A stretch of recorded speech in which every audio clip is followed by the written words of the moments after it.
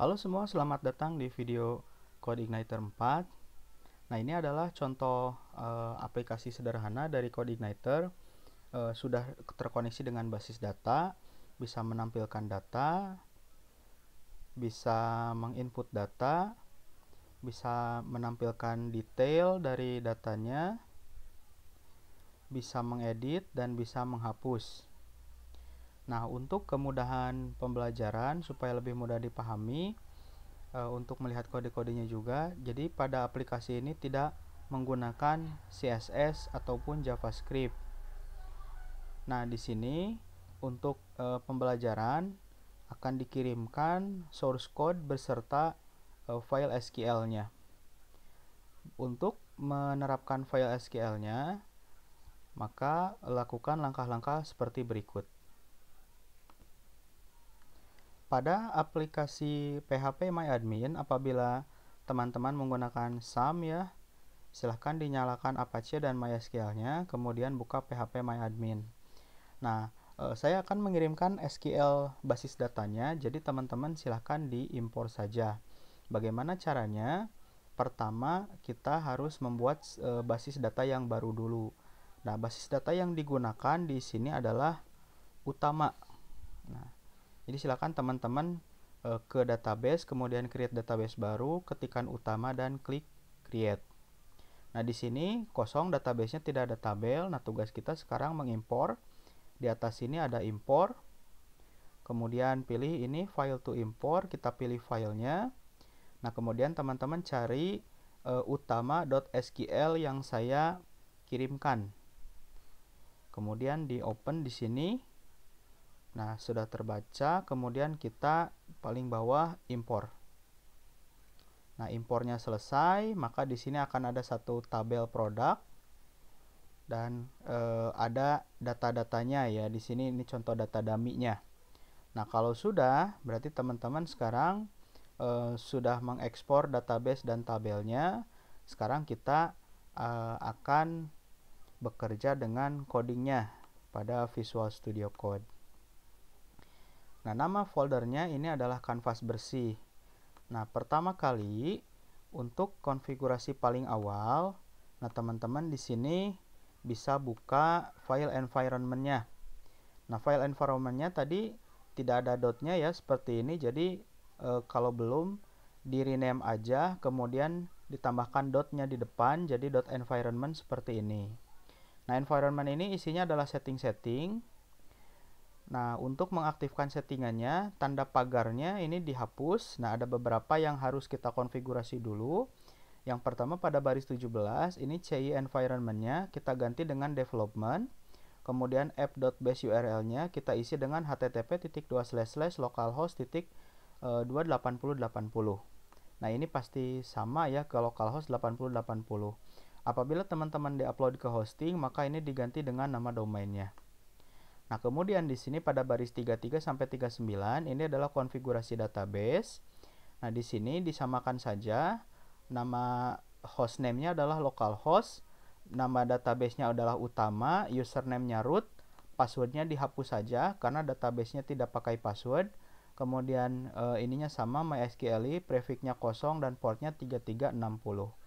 Nah, kalau sudah disamakan seperti ini konfigurasinya, teman-teman bisa close aja file environment-nya. Pada praktikum ini kita akan menggunakan satu file controller, yaitu menggunakan controller home bawaan dari CodeIgniter. Kemudian satu model ini membuat baru namanya mymodels.php.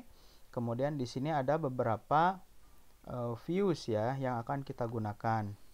Nah, di sini saya menggunakan untuk tampilannya saya menggunakan satu navbar dan satu footer dipakai untuk 3 halaman sekaligus. Bagaimana caranya? Untuk menggunakan satu footer dan satu navbar aja. Oke, pertama teman-teman kita bikin file baru ya pada views. Caranya klik kanan new file. Nah, ini diberi nama aja navbar.php gitu. Nah, ini saya error karena sudah ada ya. Jadi teman-teman silakan bikin file baru navbar.php. Nah, di sini bisa kelihatan ada navbar.php, kemudian ada footer.php, dan ada template.php. Nah, kita ke navbar.php-nya dulu. Pada navbar.php, di sini saya membuat sebuah navbar sederhana ya. Nah, ini contoh navbarnya, jadi silahkan kalau teman-teman punya navbar sendiri disesuaikan aja. Di navbar ini ada 3 hyperlink. Yang pertama menuju halaman home, yang kedua menuju input data, yang ketiga menuju halaman tampil data. Nah, untuk href-nya, yang untuk home kita isi dengan slash aja, yang untuk input data kita slash go to input page, kemudian untuk tampil data slash go to tampil page. Jadi ini URL-nya, silahkan ditiru aja. Kemudian untuk footernya juga footer sederhana aja. Nah, seperti ini, tidak ada apa-apanya ya. Oke, nah untuk footer karena cukup saya close aja. Nah, kemudian selanjutnya kita buat file template.php. Apa fungsinya? Jadi file template.php ini adalah file yang akan menyatukan navbar, konten, dan footer kita. Jadi menjadi template-nya tuh di sini. Nah, di sini teman-teman bisa bikin struktur HTML seperti biasa, namun sedikit catatan pada title ya. Ini bisa dikosongkan dulu aja title-nya, jangan diisi. Nah, kemudian pada body, di sini ada 3 baris utama. Nah, perhatikan di baris 11 di sini, this panah include dalam tanda kurung navbar. Nah, ini adalah nama file. Artinya adalah file template ini akan menempelkan atau akan include file navbar.php. Begitu pula dengan footernya ya, akan include footer.php. Namun di tengahnya ini bukan include tapi render section content. Apa artinya? Nah, artinya adalah di tengah-tengah ini akan diisi dengan konten. Nah, ini untuk file template-nya. Nah, kemudian bagaimana saya menyimpan CSS dan JavaScript? Oke, teman-teman bisa menyimpan CSS dan JavaScript-nya pada file template ini aja. Jadi di sini teman-teman bisa menambahkan CSS dan JavaScript. Nah, gitu ya teman-teman ya, bisa disimpan pada head untuk CSS-nya, kemudian JavaScript-nya bisa disimpan di dalam body ini ya. Nah, mungkin di sini ya, ini untuk JavaScript-nya.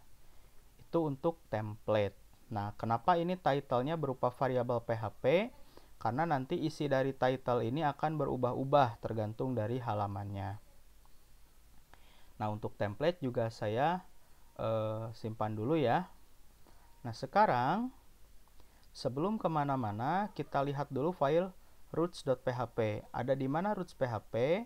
Nah, sekarang teman-teman silahkan buka file config, kemudian di bawahnya ada roots.php di dalamnya. Nah, ini dia file roots. Nah, pada file roots ini, pada CI4 versi yang terbaru, itu tidak bisa langsung memanggil controller pada URL. Jadi harus didefinisikan semuanya pada roots ya. Nah, teman-teman di sini ada roots bawaannya. Jadi saya tandai catatan warna hijau di sini.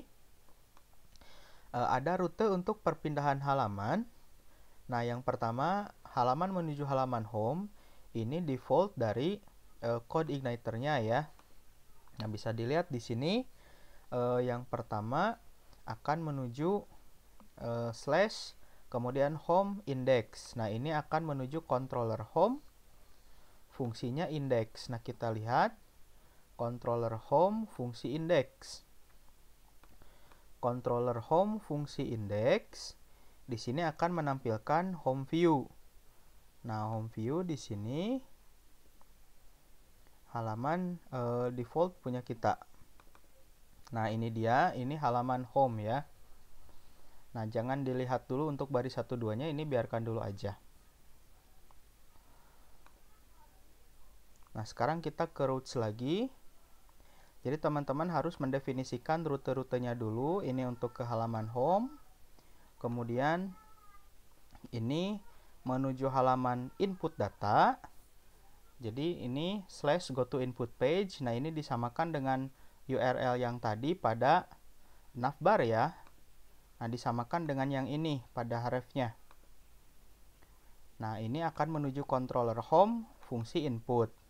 Kemudian untuk menampilkan semua data dari database, slash go to tampil page akan diarahkan ke controller home fungsi tampil. Nah, kemudian menuju halaman untuk menampilkan satu data ya. Nah, ini nanti kita bahas dan yang lain-lainnya. Nah, untuk roots-nya, jadi silahkan teman-teman dilihat ya, dipelajari. Nah, kira-kira segini aja. Nah, setelah memahami roots, nah sekarang kita akan pindah ke home ya. Nah, di sini pada home ada beberapa fungsi. Nah, ini perlu saya jelaskan dulu. Nah, di sini aslinya adalah namespace app/controller, kemudian langsung ke class home extend base controller. Tapi di sini saya selipkan use app/model/my model. Kenapa ditambahkan seperti ini? Jadi di sini karena kita akan menggunakan sebuah model. Nah, lalu apa sebetulnya yang harus kita buat dulu di sini ya? Nah, sekarang kita buat dulu modelnya, teman-teman. Nah, bagaimana modelnya? Nah, ini saya langsung menjelaskan aja. Jadi, class myModels, extend model. Nah, pada model ini, saya sarankan satu model untuk menangani satu tabel ya, teman-teman. Karena di sini kita menangani satu tabel aja, maka cukup bikin satu model. Nah, pertama, setelah di dalam kelas ya, kita langsung mendefinisikan tabelnya dengan sintaks protected tabel sama dengan product. Apa artinya produk ini? Ini adalah nama tabelnya ya. Kemudian kita mendefinisikan juga field atau kolom-kolom yang akan kita gunakan atau akan kita edit ya secara manual, nanti di input, di update, dihapus dan lain sebagainya. Nah, bagaimana caranya? Nah, di sini protected allow fields sama dengan isinya adalah array, yaitu ada nama produk, harga, jumlah stok, dan distributor.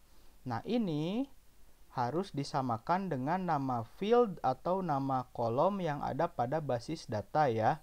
Itu sangat penting. Kemudian, nah di sini saya punya fungsi untuk mengambil semua data dari database. Nah, jadi di sini public function get semua data kurung buka tutup di sini. Nah, kemudian di sini ada satu sintaks pada C4 this panah find all. Apa artinya find all ini? Nah, artinya find all ini sama dengan sintaks select bintang from gitu. Jadi find all ini sama saja seperti select. Jadi kita tidak perlu lagi menuliskan sintaks SQL di sini karena secara otomatis itu ditranslatekan oleh C4. Nah, jadi this panah find all ini sama artinya dengan select bintang from, yang mana nanti hasil dari query-nya akan disimpan pada data produk ini, pada variabel data produk, dan kemudian variabel data produk akan dikembalikan ke controller ya gitu, atau ke fungsi yang memanggilnya. Nah, kemudian di sini ada fungsi untuk mengambil satu data saja. Nah, apa caranya? $this panah find ID. Nah, apa artinya ini? Jadi ini sama dengan select bintang from tabel apa, where. Kondisinya apa ya? Nah, di sini saya kondisinya mengambil data berdasarkan ID. Nah, di sini ID-nya diterima dalam parameter. Nah, di sini digunakan ya. Jadi cari data yang ID-nya ini gitu. Jadi itu satu baris aja. Kemudian nanti akan disimpan hasilnya pada data produk ini. Nah, nanti akan disimpan pada data produk ini. Nah, nanti data produknya akan dikirimkan kembali ya, atau dikembalikan. Selanjutnya, nah ini ada dua fungsi terakhir ya. Ada fungsi pertama untuk menambahkan data atau insert data. Nah, di sini menerima parameter data ya. Nah, apa sintaksnya? Sintaksnya cuma satu saja seperti ini. This save data. Jadi data yang diterima oleh parameter akan disimpan. Save data ini sama artinya dengan insert into. Nah, kenapa kita tidak mendefinisikan table name lagi? Karena pada baris sebelumnya, nah di sini kita sudah mendefinisikan tabel yang akan digunakan, kemudian field-field yang akan digunakan apa saja gitu. Jadi ke bawahnya kita tidak perlu mendefinisikan lagi. Nah, di sini pada save ini unik ya untuk C4. Jadi kalau pada variabel data ini tidak terdapat primary key, maka otomatis dia akan insert into, pengubahan sintaksnya itu. Tapi kalau di dalam variabel data ini ada primary key-nya, misalnya ada ID, maka secara otomatis sintaksnya akan menjadi update gitu. Update datanya berdasarkan data yang terbaru yang ID-nya ini gitu. Itu uniknya pada C4. Jadi kita cukup satu sintaks ini saja, tapi bisa digunakan untuk dua fungsional, yaitu insert dan update. Nah, terakhir untuk menghapus data dari database. Nah, untuk menghapus data otomatis ya kita harus mengetahui ID-nya yang mana. Nah, setelah itu lakukan sintaks this panah delete ID-nya yang mana. Nah, ini sama artinya dengan delete from nama tabel apa, where ID-nya yang mana gitu, atau yang kondisinya yang mana. Nah, karena di sini saya contohnya pakai ID, jadi hapus data yang ID-nya ini. Nah, itu untuk penjelasan dari modelsnya ya. Nah, setelah teman-teman di sini memahami modelnya, ini boleh kita tutup aja. Nah, sekarang kita ke controller home dulu ya. Nah, tadi modelnya sudah dibikin. Nah, kemudian di sini kita menambahkan use app /models /my models. Kenapa harus ada use models ini?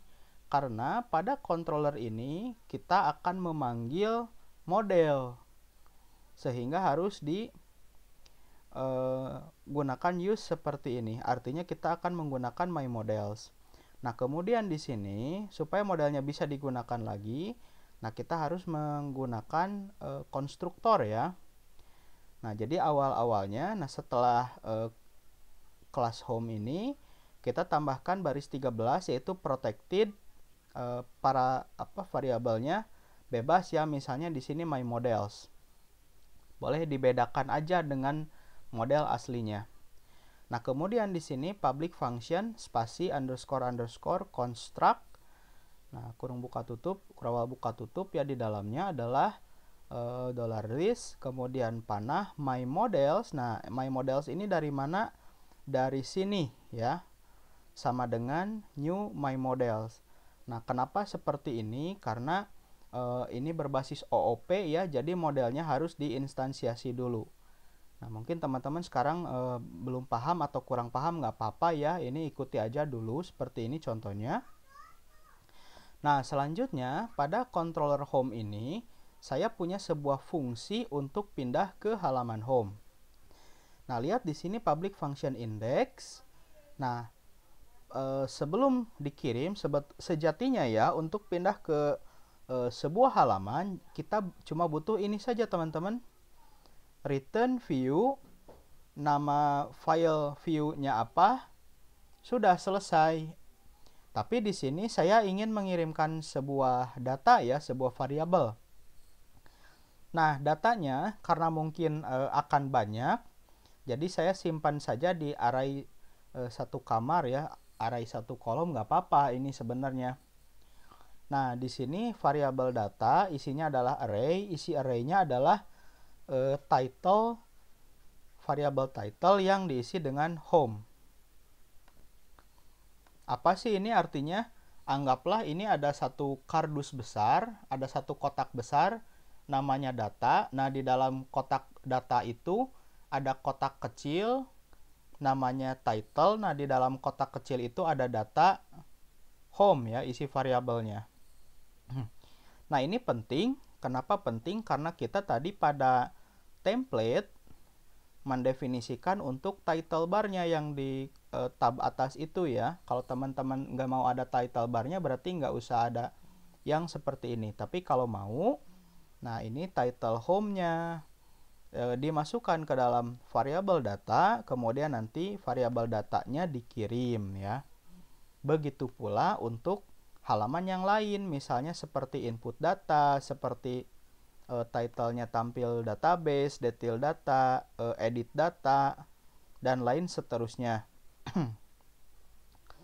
Nah, nanti ya teman-teman, ini kan namanya title. Pada template juga harus title. Kalau misalnya pada controller ini diganti judul, maka di sini juga judul. Nah, namun ketika satu diganti, maka semuanya harus diganti ya. Sehingga kalau kita ingin mengubah title, kita tinggal ubah aja yang ada pada controller home ini. Nah, jadi ini tinggal diganti ya, misalnya jadi utama, ini halaman input dan lain sebagainya. Oke, fungsi selanjutnya adalah untuk menginput data ya. Nah, karena ini hanya untuk menampilkan halaman, nah ini hanya seperti ini saja, sama seperti home. Nah, namun di sini ada sedikit yang berbeda ya. Untuk menampilkan data dari database, untuk menampilkan semua data dari database. Nah, yang dikirim tadi saya kirim title-nya kan ya, misalnya di sini tampil database. Nah, selain title, saya juga mengirim variabel data product. Di sini data product ini apa isinya? This panah my models panah get semua data. Jadi pada controller ini dia memanggil model, fungsinya get semua data, yaitu fungsi untuk mengambil semua data dari database yang select bintang itu, hasilnya akan disimpan pada data product ini. Nah, prinsipnya gitu. Jadi ini query database ke model, hasilnya disimpan pada data product. Nanti yang akan dikirim adalah data ini ya. Nah, caranya begitu. Nah, kemudian ini untuk detail data ya. Nah, ini ada parameter ID karena menampilkan data yang ID-nya mana nih. Nah, gitu nih. Jadi di sini ada ID-nya. Sama prinsipnya, di sini juga mengambil query ya, mengambil query yang satu data ini berdasarkan parameter ID, select bintang, misalnya from ini where, ID-nya apa gitu. Nah, maka di sini hasilnya nanti dimasukkan ke detail data product gitu. Kemudian di sini untuk edit data. Kemudian ini ada untuk menghapus data.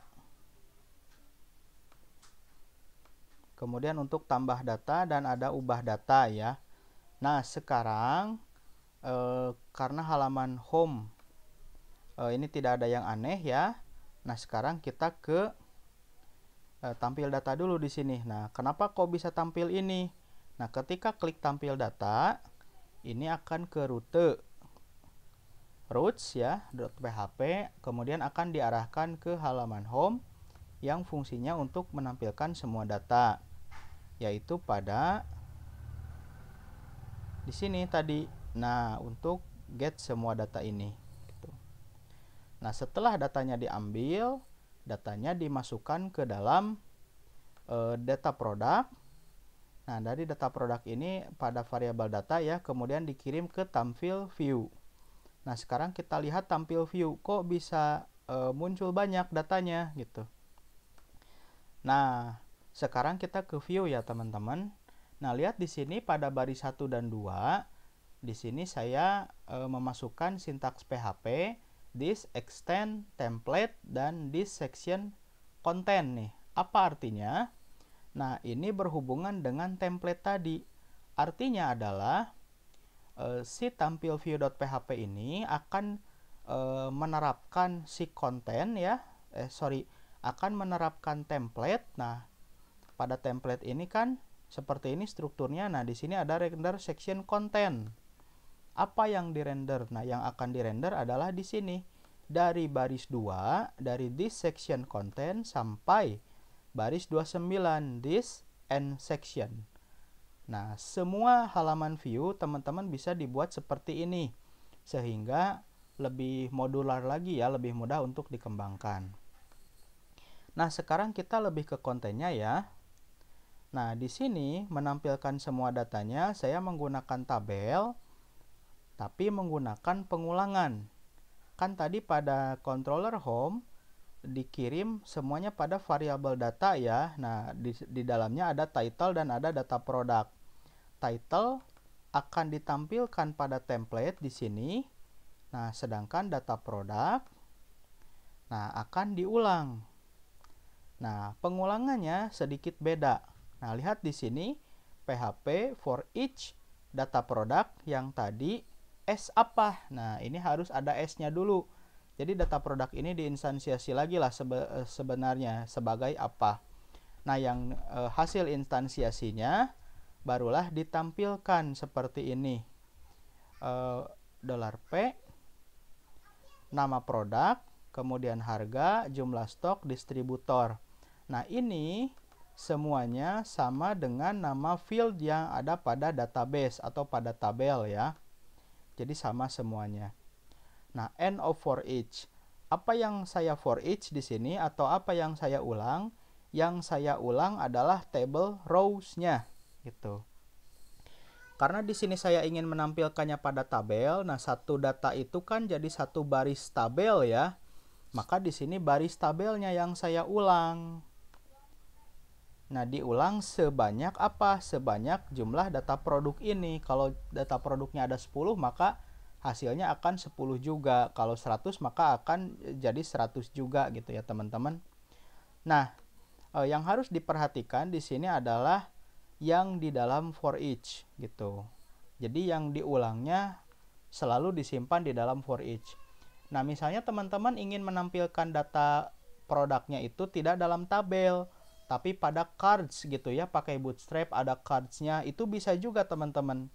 Lalu apa yang diulang? Yang diulang adalah cards-nya gitu. Jadi kalau pakai tabel, yang diulang adalah rows-nya atau barisnya, sedangkan kalau pakai cards, yang diulang adalah cards-nya. Jadi yang di dalam for each ini ya, kalau tabel berarti tr-nya, kalau cards berarti langsung cards-nya yang di dalam for each ini. Nah, itulah cara menampilkan semua data pada website dengan pengulangan for each. Nah, sekarang di sini ada satu baris yaitu ada detail product nih. Apa fungsinya detail product ini? Nah, di sini untuk melihat detail dari produk yang dipilih. Berdasarkan apa? Berdasarkan ID-nya. Nah, di sini caranya adalah pada URL, nah kita bikin seperti ini, detail product /detail product /ID-nya yang akan didetailkan itu yang mana gitu. Nah, misalnya seperti ini ya, kita lihat di sini. Nah, kalau saya sorot yang detailnya, nah di pojok kiri bawah itu lihat detail produk 8. Kalau pisau dapur detail produk 9. Nah, itu 8, 9, 10, 11 dan seterusnya itu adalah ID-nya. Nah, masalahnya adalah ini bisa diakses dari URL, tapi nggak apa-apa ya, untuk sekarang kita belajar dulu aja sederhananya seperti ini gitu. Nah, kalau saya klik begini ya, maka URL-nya yaitu akan menuju fungsi detail product atau URL detail product yang ID-nya nomor 8, misalnya yang pisau dapur ya. Saya klik detail. Nah, akan tampil seperti ini. Bagaimana alurnya? Nah, dari detail product ini URL-nya URL detail product yang nomor 8 tadi ya. Nah, kita lihat ke roots dari detail product. Nah, yang ini lihat penulisannya detail product dalam kurung titik 2 segmen. Nah, sehingga nanti yang URL nomor 8 tadi ya, ID nomor 8 itu akan dimasukkan ke dalam segmen ini. Nah, kemudian diarahkan kemana nih? Diarahkan ke controller home, fungsi detail data. Nah, yang $1 ini akan diganti dengan segmen. Jadi kalau tadi yang segmen ini isinya 8, nah maka nanti 8-nya akan dikirimkan ke sini teman-teman ya. Gitu. Nah, sekarang kita lihat controller home fungsi detail data. Kita lihat controller home fungsi detail data ya di sini ya. Nah, tadi yang ID nomor 8 itu akan diterima di parameter sini. Kemudian di sini akan dilakukan query get satu data, fungsi satu data yang ID-nya itu nomor 8 gitu. Nah, itu pada model ya. Nanti hasilnya akan disimpan di variabel detail data product, dan kemudian akan dibukalah detail data view.php, datanya dikirim. Nah, sekarang kita lihat detail data view.php. Nah, di sini detail data view.php ya. Nah, ini kan sama juga ya, extend template, kemudian section content, di akhirnya adalah end section. Nah, di sini nih, apa bedanya dengan yang tadi? Kenapa ini tidak pakai for each? Kenapa tidak s gitu ya? Nah, yang tadi kenapa pakai for each dan produknya di SP lagi? Karena dia datanya banyak.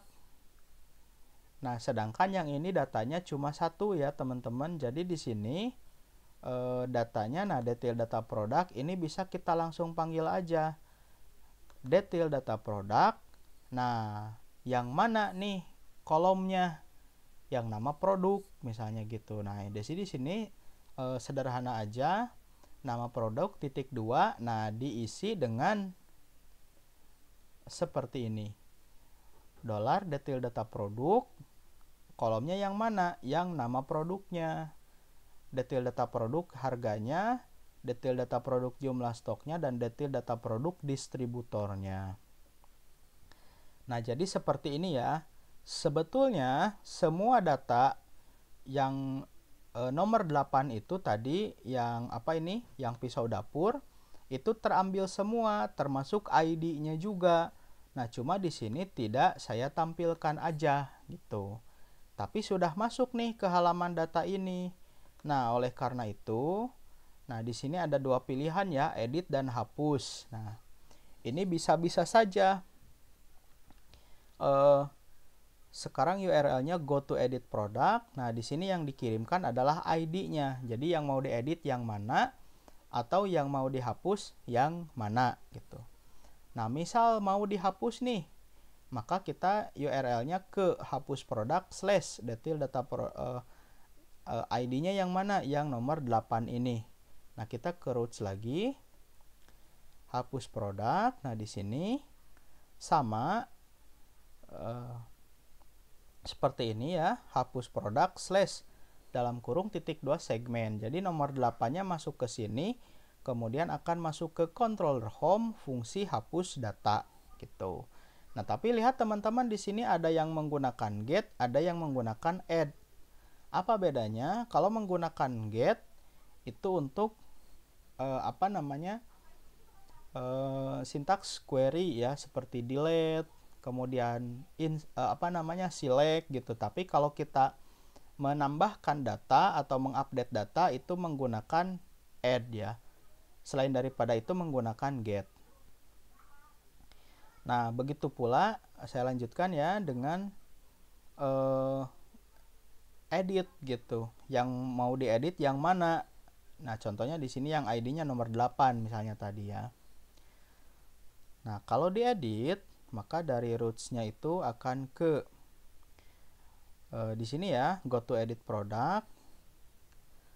Kemudian ke home, edit data. Nah, di sini apa nih untuk edit data ini? Jadi kan di sini kalau diedit, nah akan menampilkan data yang sama tapi bentuk tampilan ininya beda ya. Kalau tadi teks aja, nah kalau sekarang disimpan dalam inputan. Nah, kok bisa seperti ini gitu. Nah, prinsipnya sama dengan detail data. Bedanya adalah di inputannya. Nah, sekarang kita lihat ke edit data view. Nah, di sini. Nah, untuk edit data view ya ini menggunakan form, actionnya ke /ubah data, yang ID-nya yang mana, nanti yang mau diedit. Nah, kemudian di sini saya menggunakan sederhana aja label dan input. Nah, inputnya di sini type-nya text, untuk kemudian placeholder-nya input nama produk, kemudian name-nya adalah nama produknya. Ini name harus sama dengan nama kolom ya pada database. Nah, tadi kok tiba-tiba ada di sini ya pisau dapur gitu seperti ini. Nah, ini disimpannya pada value, teman-teman. Nah, jadi seperti ini ya. Value nama produknya apa gitu. Kalau yang input data, maka value-nya kosong, nggak ada apa-apanya. Nah, kalau sudah, maka ini akan diklik simpan aja. Misal ini jadi pisau daging. Nah, ini simpan aja. Nah, kalau disimpan, maka ini akan ke URL ubah data. Nah, di sini lihat ada URL ubah data yang ID-nya mana gitu. Jadi ke home ubah data sekarang.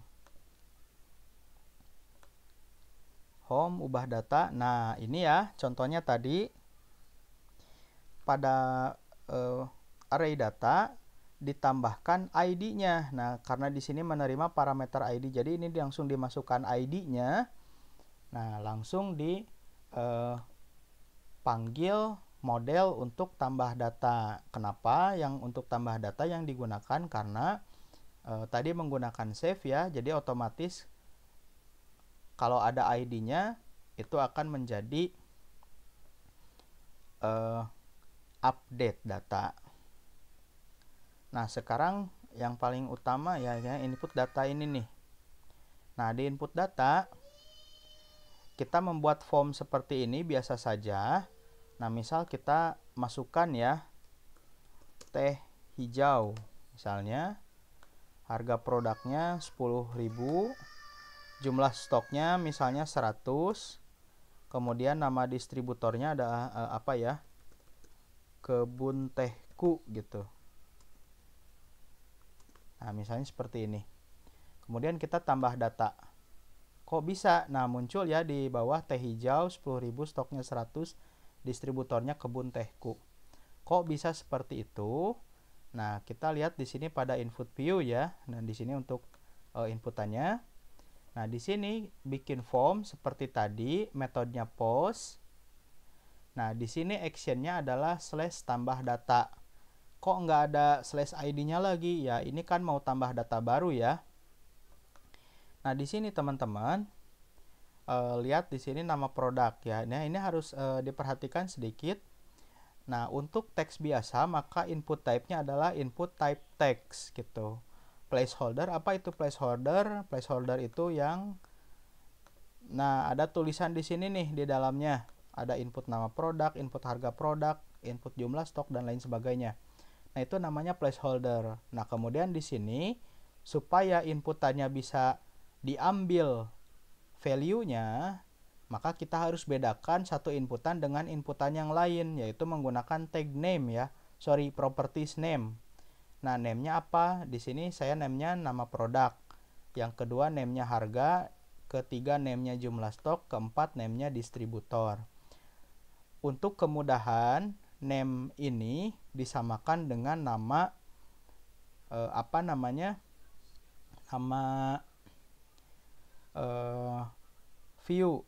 nama field di database ya. Punten saya lupa.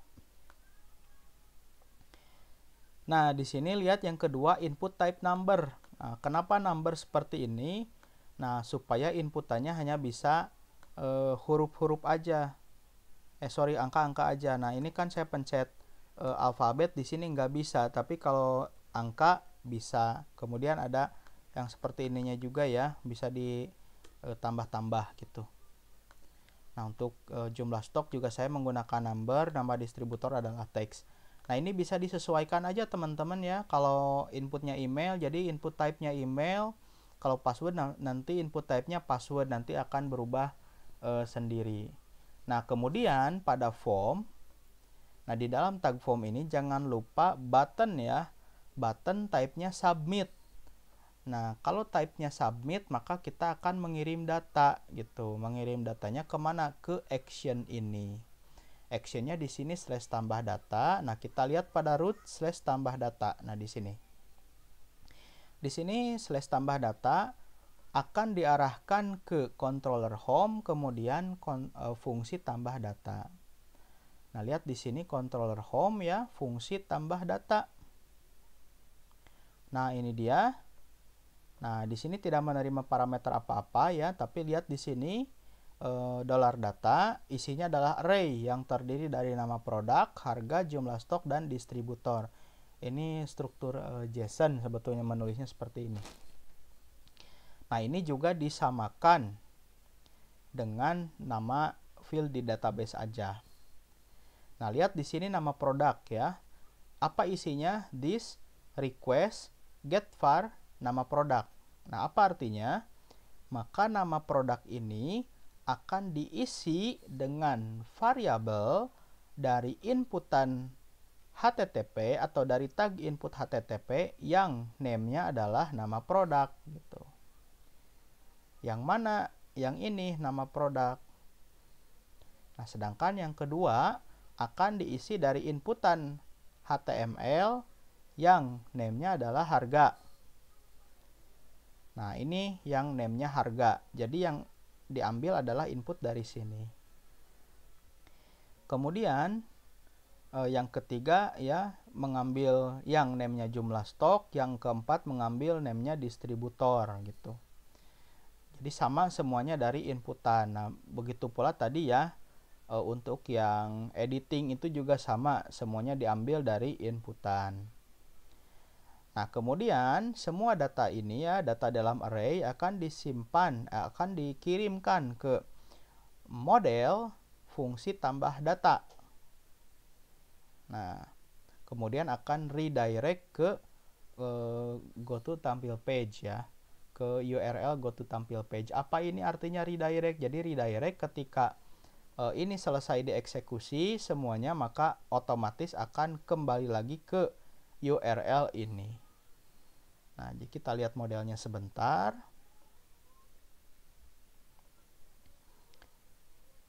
Nah, di sini tambah data ya. Nah, jadi tadi yang data yang diterima, parameter yang diterima di sini akan dieksekusi dengan sintaks this save data.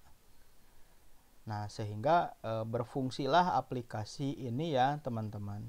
Nah, itu mungkin gambaran aplikasi CRUD pada HTML dan CI4 ya, teman-teman. Untuk menginput data, kemudian menampilkan data, menampilkan salah satu data, mengedit dan menghapus data, mengupdate ya. Nah, karena ini ya update data karena